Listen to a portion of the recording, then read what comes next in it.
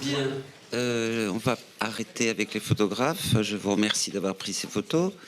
Je vous rappelle les règles du jeu qui sont légères et simples d'une conférence de presse à Cannes. C'est que vous posez évidemment toutes les questions que vous voulez à qui vous voulez, mais vous vous levez, si possible, qu'on vous identifie, qu'on sache où vous êtes, à quoi vous ressemblez, quel est votre sexe, et puis surtout que vous vous présentiez, enfin de dire pour quel média, comme on dit aujourd'hui, vous travaillez, que ce soit un journal, une télévision ou je ne sais quoi, un site internet sans doute, un blog. Je vais surtout maintenant vous présenter tous les participants à cette conférence de presse du film Maloute. On va commencer par ceux que vous reconnaissez sûrement et forcément, et c'est tant mieux. Valéria Bruni-Tedeschi. Bonsoir. Valéria, on ne dit pas bonsoir, c'est le jour. Pardon, on dit bonjour. Non, je sais pas pourquoi. Excusez-moi de vous reprendre. Juliette Binoche.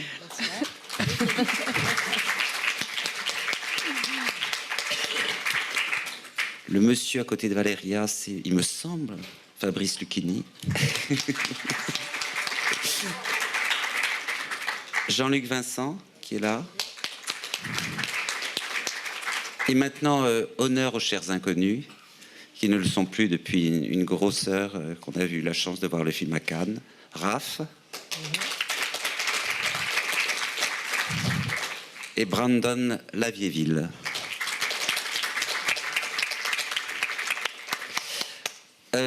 Je suppose que vous avez tous vu le film ce matin, vous l'aviez vu avant, enfin peu importe. Donc, la première question, je vais la poser à Bruno Dumont. Ah oui, Bruno Dumont, que j'ai complètement oublié, qui... C'est un détail, c'est le réalisateur. Qui, déjà, voilà, il me hait maintenant, c'est mal.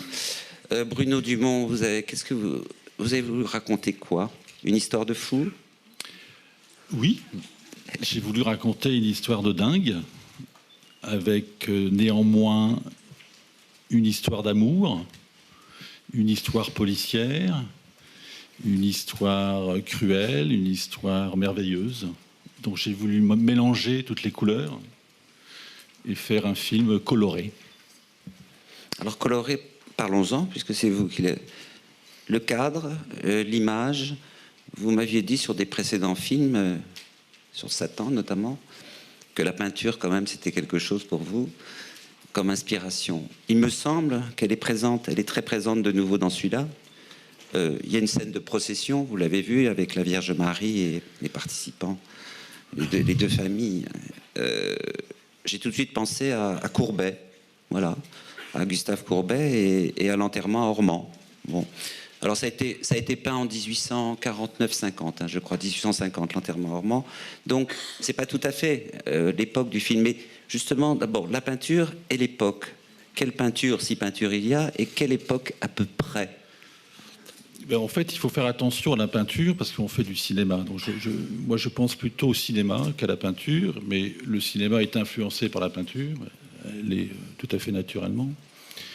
Et moi, je pense que le pire, c'est de faire de la belle image quand même, de faire trop pictural. Donc en même temps, il faut soigner. Et donc le seul point commun, c'est d'être une image. En peinture, l'image est arrêtée. Dans le cinéma, l'image est en mouvement. Ça change beaucoup de choses quand même. Donc c'est à la fois une image qui est inspirée par des photographies du début du siècle, particulièrement dans le choix. La difficulté du numérique, c'était justement de trouver une image à la fois du passé et du présent. Donc c'est à la fois une image du passé parce qu'on passe d'une histoire qui se passe effectivement au début du XXe siècle. Donc c'est très difficile de filmer simplement en numérique une histoire comme ça. Je pense qu'on a besoin dans notre imaginaire, quand on parle d'une histoire passée, qu'elle ait un petit lavis. Mais en même temps, c'est une histoire contemporaine.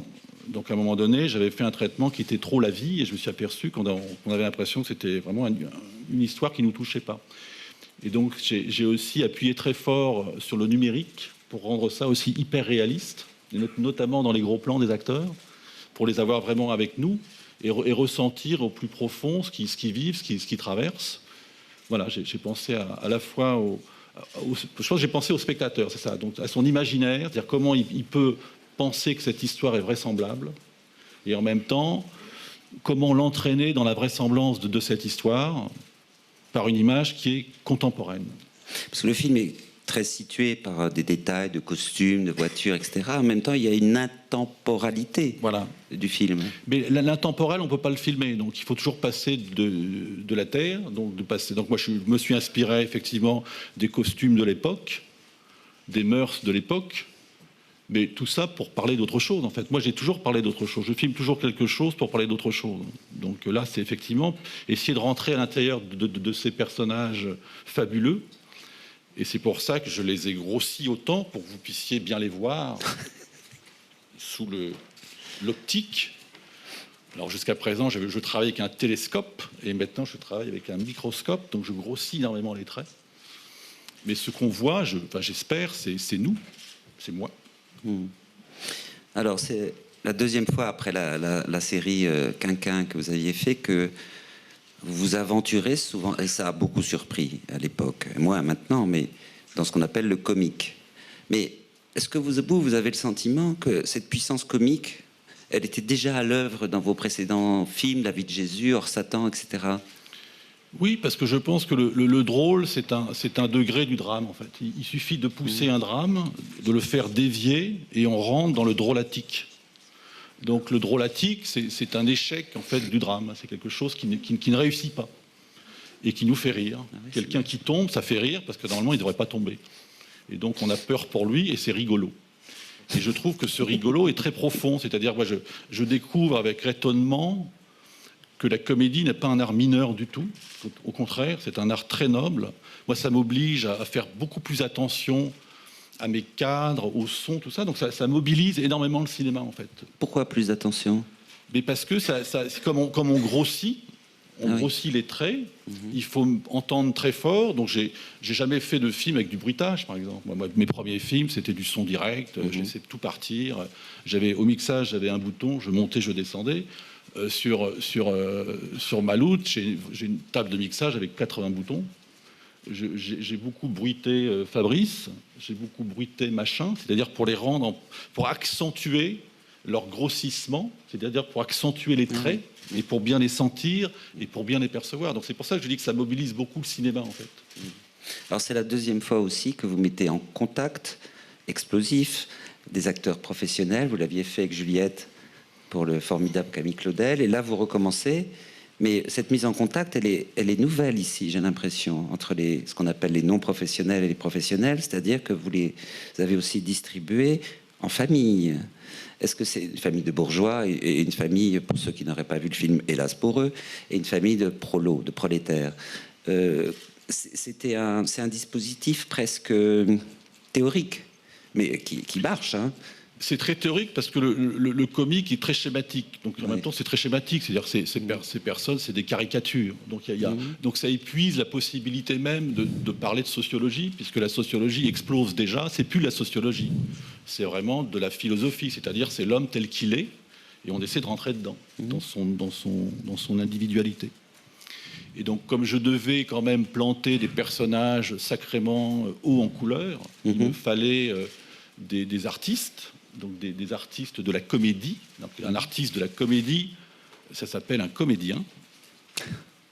Et donc je prends des comédiens, et pour moi les comédiens c'est des acrobates, c'est-à-dire c'est des gens qu'il faut régler, c'est-à-dire qu'il faut diriger vraiment. C'est extraordinaire à faire, c'est compliqué, mais c'est une complexité que je trouve passionnante pour pouvoir justement les monter très haut, mais les faire tenir et être à leur écoute. Et pour moi, ça a été, ils le savent, mais une expérience extraordinaire avec eux, quoi. C'était vraiment très, très, très intéressant, très difficile, mais c'est toujours difficile. C'est difficile à faire, mais je suis très, très, très heureux du contact avec eux et de ce qu'on a fait ensemble, parce que moi, je ne faisais que diriger. C'est eux qui font un acteur. C'est lui qui fait l'action, hein, c'est pas moi. Alors on va demander aux acteurs ce qu'ils en pensent, hein, si vous me permettez. On va d'abord demander à Juliette, puisque c'est la deuxième fois qu'elle fait de l'acrobatie avec vous. Alors Juliette, comment vous avez senti, d'abord, est-ce que vous avez senti une différence, évidemment, avec Camille Claudel, c'est pas du tout le sujet, mais de ce rapport, ce contact avec des acteurs jeune, inconnu, et on peut le dire totalement formidable en l'occurrence. Alors d'abord, retravailler avec Bruno, c'était un bonheur parce que j'aime travailler avec lui. Il a une façon d'être là, de regarder vraiment ce qui se passe, de ne pas avoir peur de pousser, de ne pas avoir peur de dire ce qu'il ne pense pas ou ce qu'il pense. Enfin, il a une façon d'être qui fait que quelque part ça me calme. Donc le plaisir de travailler avec lui sur Camille était le même que sur ce film-là. C'est vrai qu'avant le tournage, il avait un peu peur de savoir où est-ce qu'on allait aller dans ce comique, puisqu'on avait quand même été loin dans le dramatique avec Camille. Mais une fois que je suis arrivée sur le tournage, il y avait une confiance qui était là, et donc il m'a juste poussé à des moments pour provoquer dans la famille une espèce de tension et de malaise, et à la fois de folie qui traverse cette famille, de non-dits, d'une histoire sacrément difficile, horrible, puisqu'il y a un enfant caché, et cet enfant caché qui est donc joué par Raph. Moi, j'ai trouvé que les rapports étaient très faciles, naturels. Je me suis sentie bien avec presque mieux, dans le sens où t'es ma fille, et il y a un rapport qui se place. Voilà, Bruno a une façon de faire son casting extrêmement pensé. Quelque part dans une certaine manipulation des personnages qui doivent se croiser, de tendre des fils invisibles mais palpables. Donc c'est vrai qu'avec Fabrice et Valéria, il y avait pas mal de tensions, mais c'était bien aussi parce qu'il fallait les jouer. Et avec la famille du Nord, on était tellement loin les uns des autres que ça se passait naturellement. Voilà. Alors Raph, ça s'est passé naturellement. Vous avez eu peur quand vous avez vu arriver les hyperstars que sont Fabrice Lucchini, Valéria Bruni-Tedeschi, Juliette Binoche Non, pas du tout. Jamais. Non. Et pourquoi? Vous auriez dû. Aucunement. Bah non. Vous les avez vus déjà dans des films? Vous les aviez vus? Oui. Mais aucune crainte particulière. Je veux dire, à un moment donné, on est tous humains, donc forcément, le contact allait se faire. C'est une bonne réponse, hein, on est tous humains. Brandon, vous aviez un peu les jetons, comme on dit. Vous faites confiance à Bruno Dumont? Oui, je suppose, oui. Bah ouais, je lui fais confiance. Mmh. Je sais pas pourquoi. Vous regrettez pas de lui avoir fait confiance? Fabrice Lucchini, est-ce que vous êtes senti... Comment vous êtes senti sur ce film? Immergé, transformé, aérien, comme le personnage de l'inspecteur Machin? Faut pas tellement essayer de comprendre avec Dumont. Donc c'était une belle expérience parce que il a beaucoup parlé de composition. C'est un terme que je connais pas bien. Et grâce à son opiniâtreté, à sa chaleur bizarre au début, c'est lui qui fabrique à travers toi ce qu'il a envie. Puis toi, tu obéis. Puis tu as pas peur. C'est la seule chose qu'il faut, à mon humble avis, c'est pas avoir peur d'être dans un truc qui pourrait être très mauvais. Voilà, il faut accepter. Oui, il n'offre pas du tout de vraisemblance psychologique. Il cherche pas la justesse du silence psychologique, ça l'intéresse pas. Il aime une outrance, et à nous d'essayer de défendre cette outrance sans accepter la caricature, mais en la nourrissant un peu d'une composante de vraisemblable. En gros, quand je dis un doigt de whisky, il m'a même dit de mettre le doigt. Je dis je vais le faire. Qu'est-ce que tu veux que je te dise? T'as pas d'opinion, on te met une bosse, on te met un chapeau et on te demande de dire un doigt de whisky. Qu'est-ce que tu veux que ta programmation habituelle dise? Tiens, ça c'est bon, c'est pas bon, c'est au-delà du bon et du mauvais. Un doigt de whisky, je me dis, il faut quand même que j'aille jusqu'à là, un doigt de whisky. Et à un moment, il m'a même demandé d'être heureux face à l'apéritif. Je hais les apéritifs, je hais ce qu'il y a en France de fasciné par l'apéritif. Les Français aiment l'apéro, les Français n'arrêtent pas de dire ça va être que du bonheur, on va faire un apéro. Moi, ça me fout le bourdon, les apéros. Et je déteste l'apéritif, parce que l'apéritif, ça déplace le moment du dîner.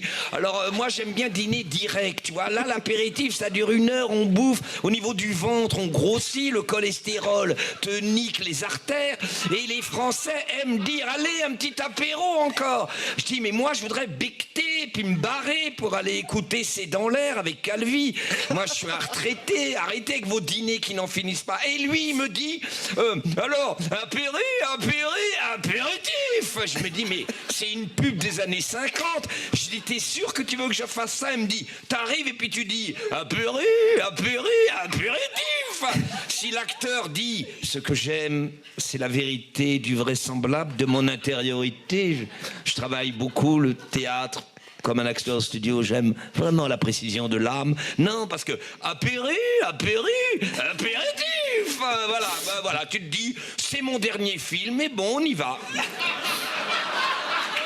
Merci beaucoup Fabrice Lucchini. Prouvez que de partout, tout le temps, vous n'arrêtez pas, quoi. Vous êtes tout le temps acteur. Mais vous voudriez quoi? Être timide, comme dirait Guitry? Jouer la timidité. Oui, c'est-à-dire à quel moment en général? Non, là, par exemple, vous auriez surpris votre monde en disant je suis très intimidé d'être assis à cette magnifique femme qui est Valérie Abreu-Tedeschi, je ne sais quoi. Ah oui, d'ailleurs, on va lui demander son avis. Oui, mais juste un mot, c'est parce que vous auriez aimé que je sois timide comme ça? Oui, ah bon, rentrer. Mon chéri, je suis pas là uniquement pour mon chéri, c'est nouveau. Mais merci, je prends. Non, te va très bien. Oui, je vois. Tu n'es plus une première main, donc je suis pas là uniquement pour te plaire, mon chéri. Oui, il y a des journalistes. Alors, qu'est-ce qu'elle dit, Valéria? Alors, excusez-nous, les couples se forment. Non, Valéria, donc votre sentiment sur ce tournage? J'ai travaillé que sur l'intériorité.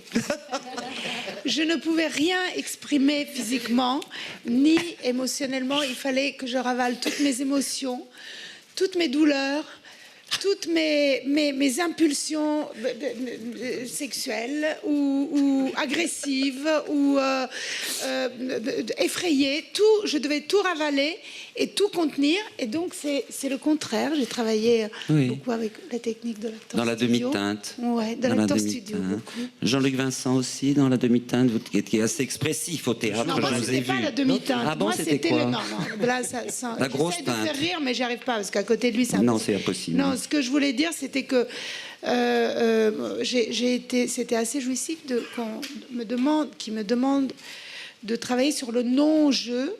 Et je trouve pour un acteur, plus le temps passe, plus c'est comme si on devait se battre contre un savoir-faire qu'on acquiert un peu.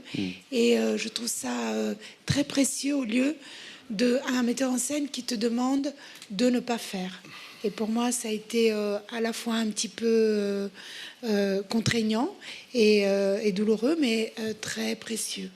Jean-Luc Vincent, vous êtes plutôt bien vu et bien connu du côté du théâtre. C'est quoi? C'est une incursion dans le cinéma? Vous avez fait une petite randonnée chez Dumont, voilà, dans les dunes? C'est une randonnée avec Bruno. Oui, mais en même temps, j'ai jamais joué comme ça au théâtre. Cette outrance dont tout le monde parle, qui nous concerne, nous, particulièrement cette famille, personne ne l'ose, et surtout pas dans le cinéma français en général. Donc c'est un vrai risque pour nous tous, au moment où on le fait, parce que la vérité, c'est ce que disait Fabrice, qu'est-ce que c'est que la vérité de l'extravagance? Si c'est pas vrai, d'une façon ou d'une autre, pour chacun d'entre nous différemment, ça n'a pas d'intérêt. Donc le risque, il est d'oser, d'aller jusque-là, d'y aller, de mettre les mains dedans, quoi. Et en même temps, de quand même essayer toujours d'être vrai. Et ça, on ne peut le savoir que grâce à Bruno, en fait. Et il n'y a que lui qui peut nous dire, parce que c'est lui qui nous regarde, que c'est ça. Et on a l'impression qu'il pourrait être dans un roman plutôt anglais, d'ailleurs, vos personnages et votre histoire, des excentriques. Voilà. Ah oui, des excentriques. Le mot est juste, excentrique. Oui, c'est ça. Juliette a raison, c'est l'excentricité anglaise qui croise l'austérité russe avec Dostoïevski. Bon, on va prendre des questions dans la salle, monsieur, je crois. Vous pouvez vous présenter, n'oubliez pas. Julien Préto, de l'agence Reuters.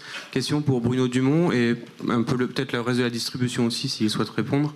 C'est un film dans lequel on bouffe du riche, c'est un film dans lequel on se travestit, dans lequel on retrouve finalement des personnages de géants, comme Machin. Est-ce que vous avez voulu qu'on le traverse comme un carnaval? Oui, j'allais vous le dire. C'est une vraie tradition du Nord. C'est cette capacité justement de rechercher le masque, la grosse tête, donc le grotesque donc à Dunkerque, à Bailleul. Moi, je suis né à Bailleul. J'ai fait dans toute ma jeunesse tous les carnavals. Et on se déguisait, on mettait des grosses têtes. Et c'est une façon aussi, les garçons s'habillaient en filles, on se travestissait.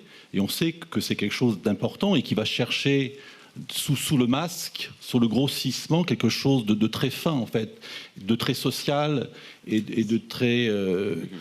qui nous purge, en fait. Ça fait du bien de rigoler, quoi. Mais vraiment, quoi. Même de rire de soi, de rire de ce qu'on est. Et il faut pas lâcher la main, quoi. Il faut bien appuyer, je pense. Monsieur au troisième rang, voilà. Bonjour à tous, Hugues Daguet, RTBF Bruxelles. C'est une question plus particulièrement pour Fabrice Lucchini. Bonjour. Alors, dans votre livre Comédie française, vous évoquez à la fois votre passion des textes et aussi, de temps en temps, vous évoquez l'expérience du tournage de ce film. Et ce qui est assez frappant, c'est, dans votre parcours, c'est ce mélange de maîtrise et d'abandon. C'est-à-dire qu'au théâtre, il y a une maîtrise complète de la note juste, du texte que vous choisissez, alors qu'au cinéma, vous semblez chercher... l'abandon et la confiance complète en autrui, en le réalisateur. Je me demandais comment vous gériez ces deux aspects du jeu qui sont quand même très très très différents, et comment est-ce que vous passez du fait d'être complètement le boss à finalement non pas être l'esclave, mais en tout cas le serviteur du film. Merci beaucoup pour cette question, monsieur. Et là, pour moi, maintenant, avec un peu de maturité, le cinéma, c'est qu'on est un élément dans la totalité du génie et de la perception du metteur en scène. Il y a à être obéissant et savoir que c'est lui le patron. Au théâtre, tu es le patron. Tous les soirs, tu joues. Il y a les gens qui viennent te voir et tu joues et tu décides des gros plans, des travelling. Au cinéma, c'est pas toi qui auras la main à la fin. Et puis, lui, il connaît mieux son histoire que toi. Donc, tu es un élément. Donc, il faut accepter d'être vacant, obéissant, et puis pas de faire plus que ça. Allez-y, monsieur. Bonjour, Frédéric Rougeau, le Maximum.fr. Une question pour Bruno Dumont. Avec Petit Quinquin, il y avait un virage comique, mais que je qualifierais plutôt d'accessible, voire populaire dans le bon sens du terme. Il y avait aussi un virage policier. Un élément qu'on retrouve aussi dans ce film-là, mais très rapidement, vous avez choisi de donner la réponse. On sait très rapidement qui est le coupable. Et justement, est-ce que cette intention-là de dévoiler rapidement et de mettre fin quelque part à ce suspense policier, c'est quelque chose sur lequel vous avez hésité, ou alors au contraire, vous vouliez rapidement produire cet effet-là?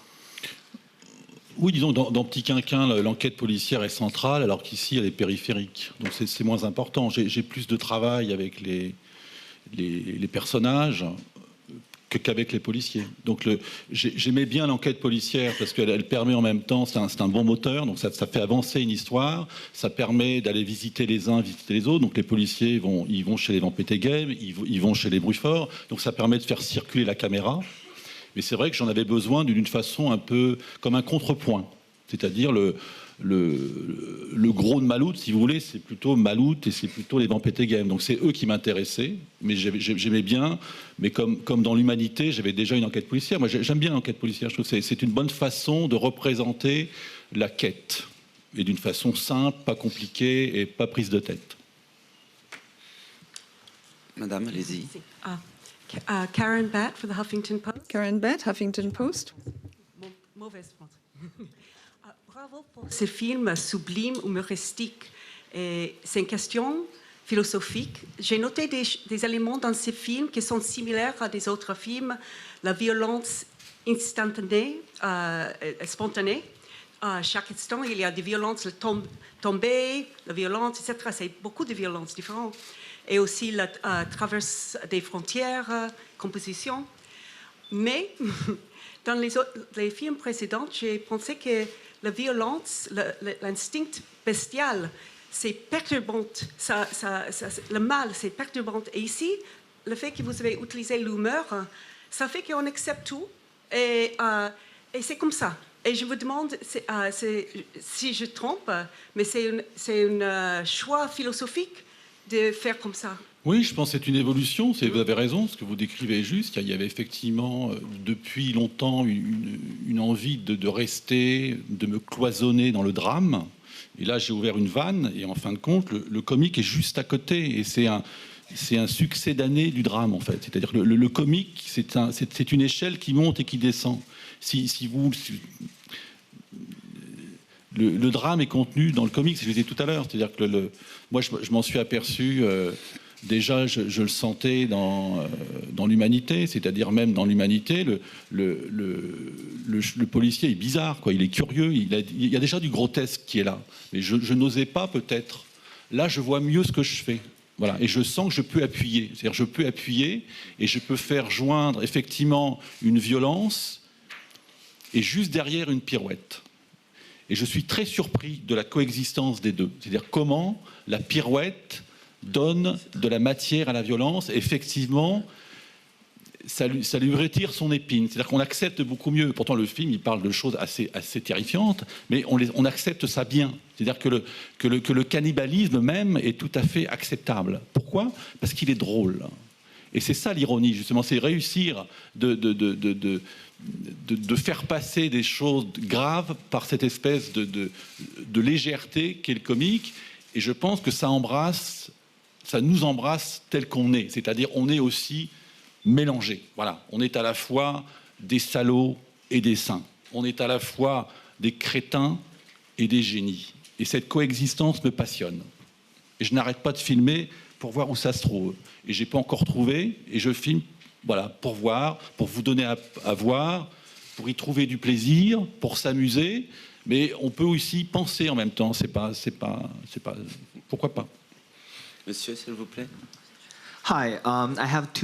J'ai deux questions à poser à Monsieur Dumont. Tout d'abord, comme vous avez dit tout à l'heure, c'est une histoire de fou, mais une comédie en même temps. C'est une romance, c'est un thriller.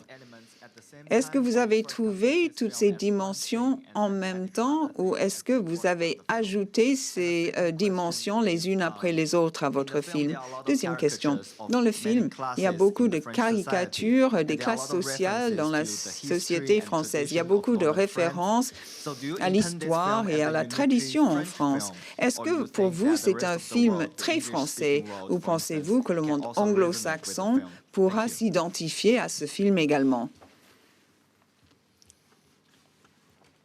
Je pense qu'on ne peut pas filmer l'homme dans son universalité. C'est pas possible. Qu'un cinéaste doit filmer là où il est. Voilà. Un cinéaste japonais filme dans son terroir. Et en filmant le terroir japonais, il est évident que vous allez basculer et que vous allez toucher le fond universel. Donc je crois beaucoup. Moi je suis un homme du Nord.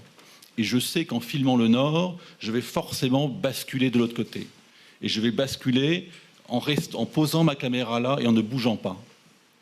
Et je suis bouleversé quand je présente mes films au Japon ou n'importe où, enfin en Asie, et de voir à quel point ça fonctionne. C'est-à-dire justement, ça devient une métaphore.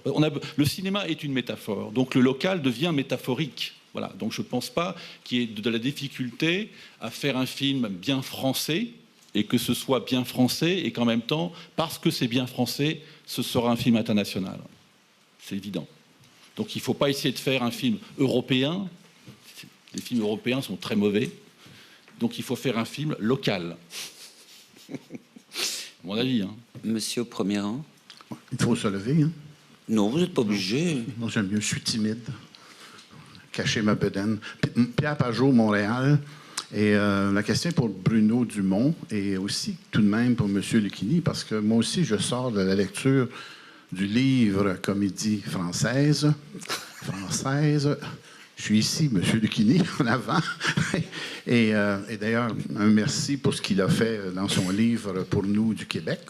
Hein? Merci beaucoup. Une préface spécifique. Merci. Et donc, la question, ça se réfère à des phrases que j'ai lues qui tendent à décrire votre travail d'artiste audacieux. Et je veux voir comment vous avez perçu ou comment vous définissez. Il n'aime pas le naturalisme, obsédé par l'objectivation. Il parle de justesse. oui, non, comment vous recevez la lecture que Fabrice fait aussi de votre travail de créateur? Moi, ce qui me plaît, c'est ce qu'il dit, parce que moi, j'ai pas besoin j'ai besoin de force contraire, moi. Donc son scepticisme m'intéresse. Voilà. Donc, même tout ce qu'il dit m'intéresse. Donc on s'articule les uns sur les autres. Et un cinéaste, il a besoin de couleurs qui existent vraiment, qui ne sont pas forcément les siennes. Sinon, ça ne s'articule pas. Donc, ce qu'on a fait pendant ce qu'il raconte, c'est qu'on s'est articulé. Et qu'il y a eu des... C'est même pas une lutte, on s'entend bien, vous savez. Mais effectivement, il y avait une distance. Il le dit, il vient d'un autre cinéma. Il se demande, pourquoi tu viens me chercher, moi? Surtout que tu ne me veux pas, moi, finalement, puisque tu me demandes de me déguiser. C'est quand même curieux. Mais c'est de la cuisine, il faut prendre de temps en temps des ingrédients un peu forts pour que ça ait du goût. Bah, c'est pareil. Et je dois dire que ça n'a pas été... Je ne vais pas faire comme les acteurs qui disent ça a été une merveilleuse expérience ou une terrible expérience. Mais bon, il est déstabilisant au début. Maintenant, il y a une vraie détente, il y a une vraie luminosité, puis je l'ai compris. Mais bon, il est au début complet. Moi, j'étais perdu, quoi. J'étais complètement perdu. Je me suis demandé ce que je foutais là. Je préfère Paros. J'adore le Nord et j'adore les gens du Nord. Je dois le dire parce qu'un jour, j'ai dit qu'il pleuvait tout le temps. Je me suis fait insulter. Bon, mais moi, j'aime bien Paros. Et un jour, on s'est promené. Non, mais j'aime bien la Grèce. Bon, j'aime bien le soleil, tout ça. Bon, j'aime bien Nietzsche, tu vois. J'aime bien tout ça. Bon, mais un jour, oui, ce qui était déstabilisant, c'est que tu te dis comment je vais faire, quoi. Il arrêtait pas de parler de composer. Et moi j'ai des limites. Voilà, j'ai beaucoup de limites. Il y a plein de grands acteurs magnifiques qui savent tout jouer. Il y a plein de grands acteurs géniaux, timides, inhibés, merveilleux, qui travaillent dans le creux. J'adore les gens travailler dans le creux, alors que c'est la chose la plus simple à faire, travailler dans le creux. Ce qui est difficile, c'est de travailler dans le plein, et faire rire est beaucoup plus compliqué que de produire de l'émotion, tu vois, émotionnelle, tristos. Donc j'ai été déstabilisé. Le premier mois a été dur, mais Valéria était là. Il y a eu cette expérience sexuelle qui a été belle entre nous. Et puis, tous les gens, et puis Juliette... ça a été après, au bout d'un mois, je l'ai senti content. Et puis après, là, il te donne des contraintes immenses. Mais à l'intérieur de cette contrainte, il y a une grande liberté. Mais je m'en suis rendu compte tardivement. Monsieur, s'il vous plaît. La question s'adresse à Fabrice Lucchini. Oui, pardon, Antoine Julien, mon cinématographe. La question s'adresse à tous les comédiens du film. Vous disiez, monsieur Lucchini, tout à l'heure, que vous ne compreniez pas très bien ce que ça voulait dire la composition. Pourtant, dans ce film, on ne vous avait jamais vu bouger comme ça, parler comme ça. C'est un vrai travail de composition. Est-ce que, vous disiez que vous aviez eu un peu de mal à vous adapter, mais est-ce que ça, finalement, il y a un plaisir d'acteur plus grand, où c'est le même travail que jouer quelqu'un qui est plus proche de soi. Comme dans La Maison ou des trucs comme ça de François Ozon. Oui, voilà. Et la question vaut aussi pour Juliette Binoche, dans une partition assez outrancière aussi. Est-ce que c'est un travail d'acteur particulier, sachant que le cinéma français ne le donne finalement pas si souvent? Alors on va d'abord laisser parler Juliette et Valéria. D'abord, bravo pour votre revue. J'ai connu ça il y a 40 ans avec Jacques Fieschi. Merveilleux. Jacques Fieschi a créé Cinématographe. Alors là, c'est mon cinématographe. Ah, c'est un peu plus moderne et c'est un peu plus récent. Oui, d'accord. Non, mais moi, je sais, elle n'existe plus, cette revue. Mais moi, c'est une... Bon, bah, je donnais un petit souvenir. Bon, ça, tu l'as pas pris. Alors, Jacques Fieschi était une merveille. C'est mon meilleur ami et il est sexuellement assez puissant. Dis-moi, oui, c'est une bombe atomique. Il y a des gens qui ont des physiques pas faciles, mais lui, il a un physique très, très beau. Tu sais, tous tes ressentiments. Hein, tu sais, les passions tristes, les gens qui te... Bon, dis-moi, alors moi, je ne remettrai pas le couvert, moi. J'adore Dumont, j'aimerais dîner avec lui. Tout ce par quoi je suis passé, je préfère être dans un café, dans l'Hermine, séduire, tu vois, là, Christian Vincent, ça c'est mon cinéma psychologique parisien, 1 million d'entrées en moyenne. Je suis extrêmement content de ce cinéma. Tu sais pourquoi? Parce que moi, je joue au théâtre. Et tous les soirs, il y a 1000 personnes qui viennent écouter Paul Valéry, Nietzsche, et j'ai mon boulot là-bas. J'ai été très heureux de rencontre et je pense vraiment que c'est un ami maintenant, Bruno Dumont. Et maintenant, je laisse parler Valéria et Juliette, parce que c'est ça. Juliette, Valéria, quand vous voulez. T'as rien à dire? Non, j'ai rien. Bon, c'est très bien. Valéria?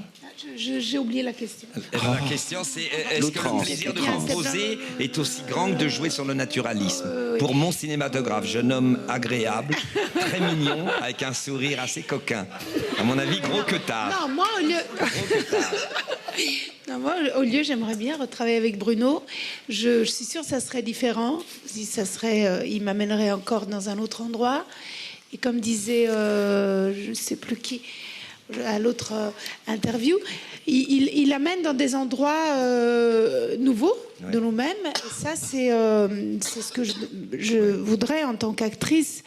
Et voilà, j'attends ça. J'attends de travailler avec des gens qui me déplacent un peu et aussi qui m'inspirent. Qui m'inspire aussi pour mon travail de réalisatrice, que je regarde travailler, qui me donne envie de travailler. C'est un peu comme Chéreau, quand je le regardais, il travaillait tellement et avec tellement de jouissance au travail, à la quantité de travail. Et je vois Bruno, c'est un peu la même chose. J'ai envie d'aller chez moi et de me mettre à travailler. Ça, c'est très précieux. Monsieur ou madame? Allez-y, madame. Oui. Yes, I'd like to ask about the music. J'ai une question par rapport à la musique. La musique, vers la fin, est composée de Benjamin Britten, je crois. C'est un musicien que j'ai découvert, que je ne connaissais pas, et j'ai lu une histoire de l'art symbolique et de la musique symbolique, et j'ai découvert un musicien belge de la fin du XXe siècle, qui est mort à 24 ans, qui s'appelle Guillaume Lequeux, qui est un espèce de post-romantique extraordinaire. Et je trouvais que c'était vraiment une musique tout à fait belle pour les deux tourtereaux.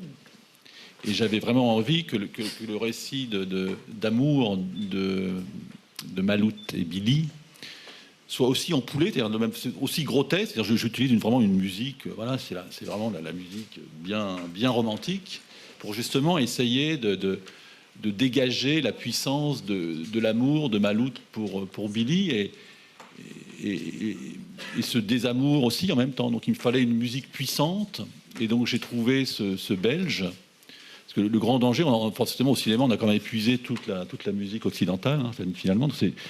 L'idée de réentendre des musiques que j'ai déjà entendues ne me plaît pas. Donc il faut aussi de la musique inédite. Et donc Guillaume Lequeux, la musique s'appelle Barberine. C'est vraiment un musicien extraordinaire que je vous invite à découvrir. On va prendre une dernière question, parce que tout est très encadré à Cannes, à juste titre. On vous écoute, monsieur. Présentez-vous. Vous allez encore vous faire draguer par Lucchini, parce que vous êtes tout à fait charmant, mais c'est comme ça. Avec plaisir. Donc Benjamin de Neuf-Église. Un peu d'humour. Pour Ciné-Série Mag, alors une question, double question. D'abord pour Bruno Dumont, que vous avez évoqué le Nord, mais est-ce qu'on pourrait pas parler du personnage qu'est cet espace du Nord? Donc un personnage qui est brut, qui est en même temps assez poétique, qui touche à la grâce. Et deuxièmement, parler du jeu des acteurs. Comment travailler avec ce décor, les dunes, la terre. Par exemple, Fabrice, vous êtes très ancré, vous êtes limite tiré vers la terre, alors que Valéria, vous êtes complètement gracieuse, vous vous élevez vers le ciel. Il y a déjà dans le paysage ce que vous venez de leur dire, c'est-à-dire qu'il faut, pour pouvoir évoquer ça, il faut trouver des moyens de substitution au cinéma. Et le meilleur moyen de substitution, c'est le paysage. C'est-à-dire que le paysage, derrière lequel ou devant lequel les acteurs se trouvent, il faut qu'il évoque. Et vous avez bien parlé du Nord. Le Nord, il est brut, mais il est aussi gracieux. C'est-à-dire qu'il y a en même temps une grâce qui est là. Et la grâce, elle est dans le brut, en fait. Donc c'est en filmant la brutalité des choses, la simplicité des paysages, que tout d'un coup, le merveilleux apparaît.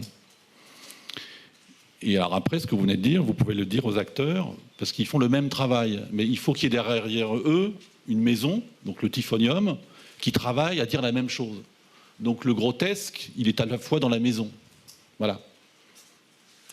Donc c'est de faire articuler l'acteur sur un... Il faut bien choisir son décor pour mettre un acteur. Moi, je commence toujours par le décor. Et après, je choisis l'acteur. Je vous remercie tous, à moins que Fabrice Lucchini, et j'en suis sûr, a quelque chose à ajouter, mais non, c'est trop tard, c'est fini, on a coupé son micro. Elle est castratrice, là, hein, là, le fort, elle casse toujours.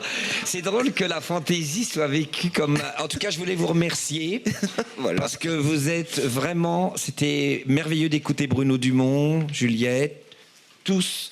Vous avez été formidables, merci beaucoup. Merci à vous.